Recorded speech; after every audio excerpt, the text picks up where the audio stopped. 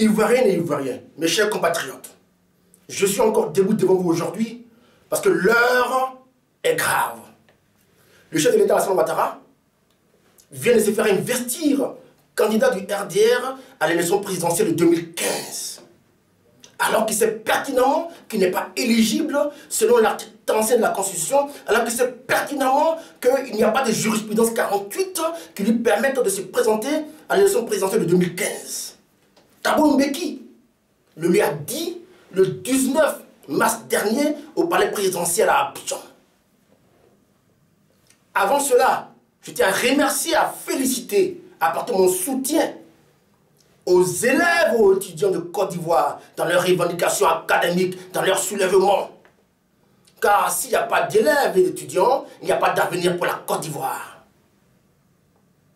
Le gouvernement a tort de sous-estimer les revendications académiques des élèves et étudiants. Je leur apporte mon soutien le plus total.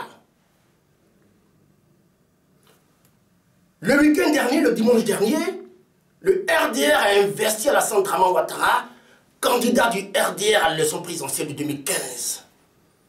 Ouattara se comporte comme un homme fort, qui ne recule devant rien, qui ne respecte rien. Sinon, comment comprendre que, ayant lui-même reconnu qu'il n'est pas éligible selon l'article 35 de la Constitution, comment comprendre que Thabo Mbeki lui ait dit qu'il n'y a pas de jurisprudence 48 concernant la Constitution?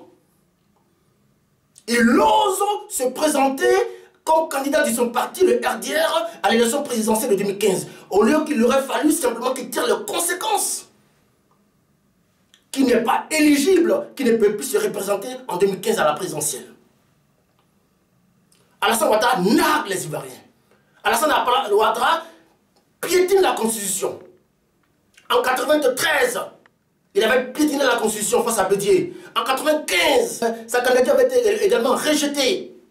En 2000, il y a eu un référendum constitutionnel voté à 86% par tous les partis politiques de Côte d'Ivoire, y compris par le RDR.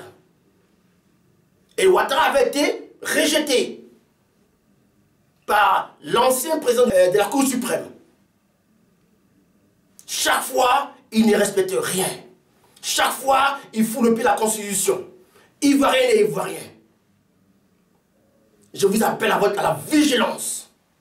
Je vous lance un appel solennel à la vigilance. Car il n'est pas question aujourd'hui que Ouattara, une fois de plus, fout le pied à notre Constitution, viole notre Constitution, soumette tout un peuple. Depuis toujours, il soumet le peuple ivoirien à sa propre volonté, à sa seule volonté. C'est de sa faute aussi, il n'est pas éligible à l'élection présidentielle. C'est de sa faute. Il avait l'occasion de voter un référendum constitutionnel depuis 5 ans qu'il est au pouvoir. Il n'a pas fait. Trop préoccupé à se venger, trop préoccupé par la haine. Ouattara méprise la Constitution. Ouattara méprise nos institutions. Ouattara méprise le peuple de Côte d'Ivoire.